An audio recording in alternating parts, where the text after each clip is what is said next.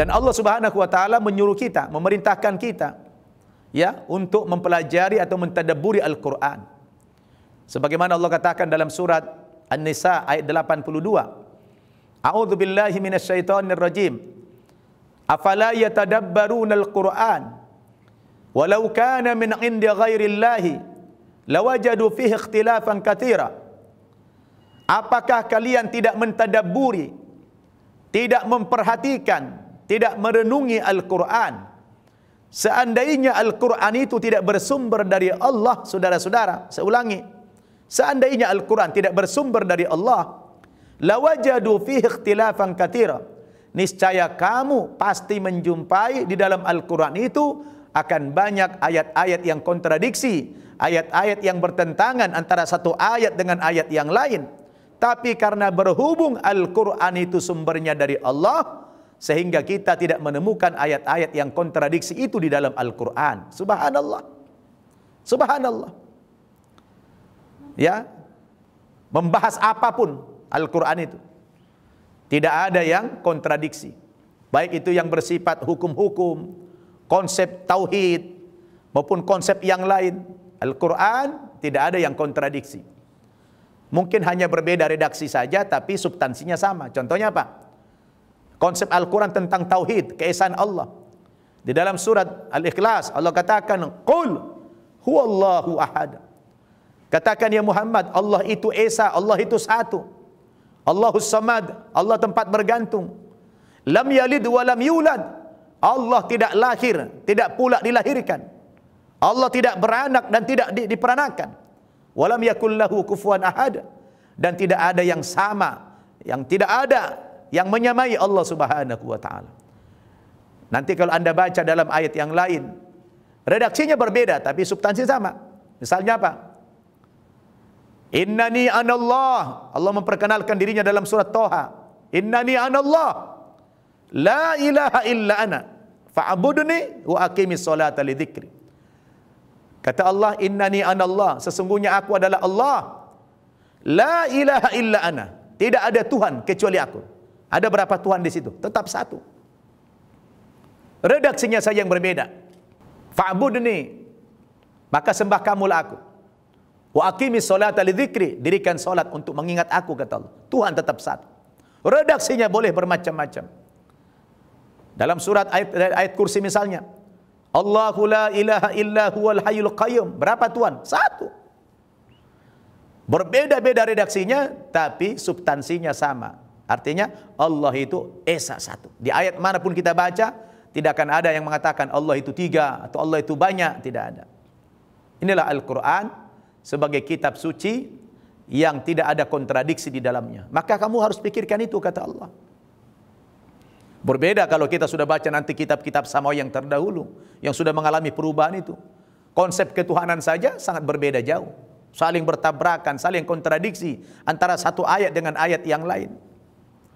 Makanya saya dulu masuk Islam, saudara-saudara, dapat hidayah dari Allah Subhanahu wa taala karena merenungi konsep ketuhanan juga dalam agama saya dulu itu tidak konsisten, tidak satu kata, tidak satu bahasa, berbeda. Tapi kalau kita baca dalam Al-Quran, subhanallah, Al-Quran itu konsisten, saudara-saudara. Maka apakah kamu tidak mentadabburi itu, kata Allah Subhanahu wa taala. Sekarang kita harus merenungi.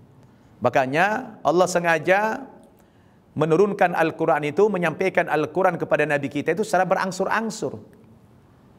Tadinya Al-Quran dari Lauhil Mahfud itu diturunkan ke Baitul Izzah, ke langit dunia ini, saudara-saudara, sekaligus. Jumlatan wahidah, 30 juz, 114 surat, 6.236 ayat.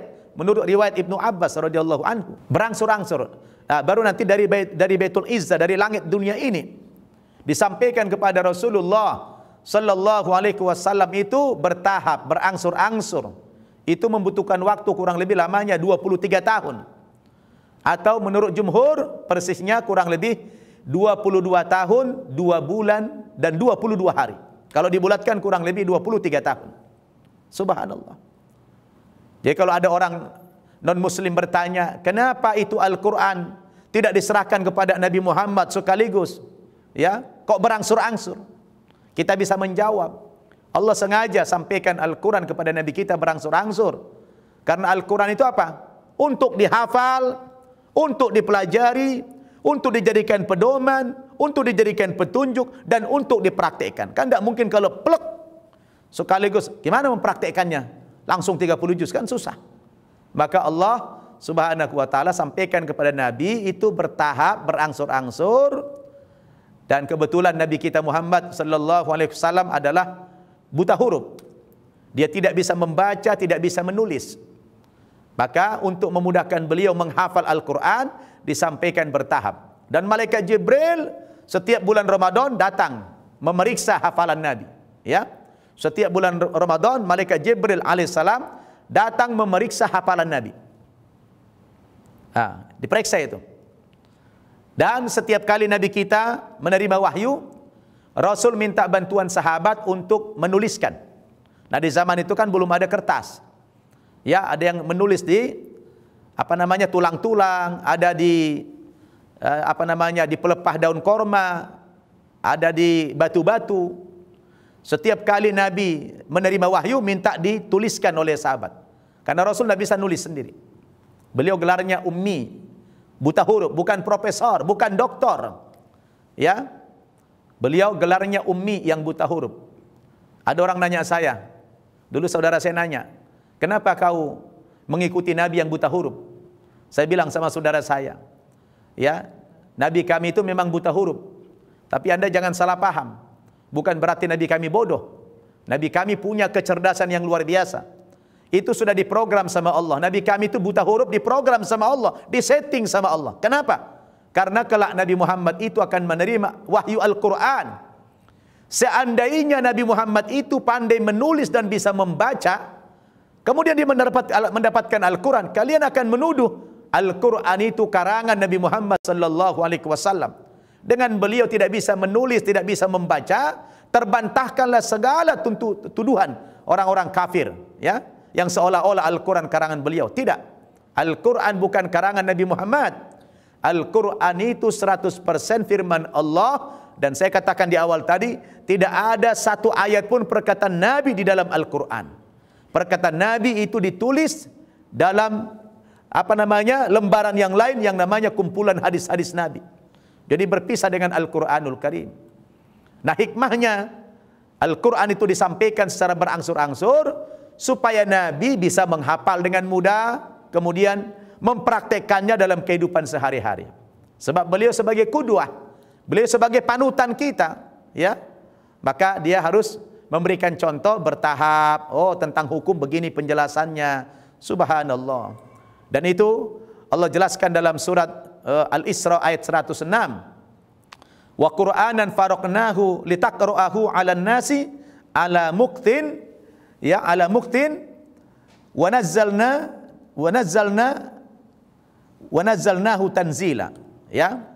Dan Al-Quran itu kami turunkan, kata Allah, secara berangsur-angsur supaya engkau Muhammad bisa membacakan kepada manusia secara jelas, kata Allah Subhanahu wa taala. Ya, karena itu untuk dipraktekkan dalam kehidupan sehari-hari sangat penting itu Al-Quran disampaikan berangsur-angsur. Saudara-saudaraku yang saya cintai karena Allah Subhanahu wa taala. Namun belakangan ini sangat kita sayangkan, saudara. Ya, kita sangat sayangkan mayoritas umat Islam, umat Nabi Muhammad belakangan ini kurang berminat untuk mempelajari, menghayati, mentadabburi Al-Quran. Akibatnya mayoritas umat kita hari ini jauh daripada Al-Quran dan nilai-nilai Quran itu sendiri. Terjadi penyimpangan yang sangat jauh sekali. Kita umat Nabi Muhammad hari ini jauh dari Al-Quran, saudara. Saya tidak tahu apakah ini kenyataan apa yang dulu Nabi pernah khawatirkan. Dulu Rasulullah sallallahu alaihi wasallam pernah curhat kepada Allah Subhanahu wa taala tentang Al-Quran, tentang nasib Al-Quran. Bagaimana nanti nasib Al-Quran sepeninggal Nabi. Beliau pernah curhat kepada Allah. Itu sudah diwanti-wanti, sudah khawatir Nabi. Yang mana curhat Nabi itu diabadikan dalam Al-Quran. Surat Al-Furqan ayat 30. Allah Subhanahu wa taala berfirman, A'udzu billahi minasyaitonir rajim. Wa qala ar-rasul, ya Rabbi, inna qaumi ittakhadhu hadzal qur'ana mahjura. Kata Rasul, ya Rabb, wahai Tuhanku, sesungguhnya yang paling aku takutkan, yang paling aku khawatirkan dari umatku ini, kata Rasulullah dalam curhat beliau kepada Allah Subhanahu wa taala, yang paling aku takutkan ya Allah, ittakhadhu hadzal qur'ana mahjura. Mereka menjadikan Al-Qur'an ini sesuatu yang disia-siakan, yang disepelekan, yang dianggap remeh. Sekarang terbukti saudara, orang sepele dengan Al-Quran, ya, merasa otak manusia lebih hebat daripada Al-Quran. Al-Quran dicampakkan, wah kita tidak butuh itu hukum-hukum Al-Quran. Hukum Al-Quran itu kan kuno, kita butuh hukum yang modern. Sehingga orang arogan sekarang, orang sombong, ya. Padahal saudara, Al-Quran itu adalah kitab suci, hukum-hukumnya sangat modern sekali. Kapan saja, di mana saja, hukum Quran itu sangat modern sekali. Ya. Dan di mana? Di dunia ini, kalau dipraktekkan hukum-hukum Quran, saudara, pasti kejahatan itu akan bisa diminimalisir.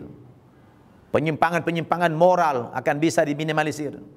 Coba Anda lihat, dimanapun di dunia ini, kalau ada negara yang mempraktekkan hukum Quran, hukum syariat, hukum Allah, insya Allah kejahatan di negeri itu lebih minimal dibanding negara-negara lain yang mempraktekkan hukum yang dibuat oleh manusia. Apa yang dikhawatirkan Nabi itu sekarang sudah terbukti saudara. Mereka menyanyiakan Al-Quran, menganggap sepele terhadap Al-Quran, seakan-akan Al-Quran itu ketinggalan zaman. Tidak saudara-saudaraku, Al-Quran itu up to date. Al-Quranu salihun fi kulli makanin wa zaman. Al-Quran itu tetap saleh, Al-Quran tetap aktual, Al-Quran up to date sepanjang zaman, kapan saja, di mana saja. Jangan ragukan itu saudara. Maka inilah curhat Nabi itu sekarang menjadi kenyataan. Nabi khawatir nasib Al-Quran sepeninggal beliau akan disia-siakan oleh umatnya, oleh kaumnya. Sekarang sudah terbukti saudara-saudara. Oleh karena itu, kita perlu memahami bagaimana yang dimaksud dengan menyanyiakan. Mahjura itu apa? Ibnu Taimiyah, Hujjatul Islam, Allahu yarham, pernah mengomentari ayat ini.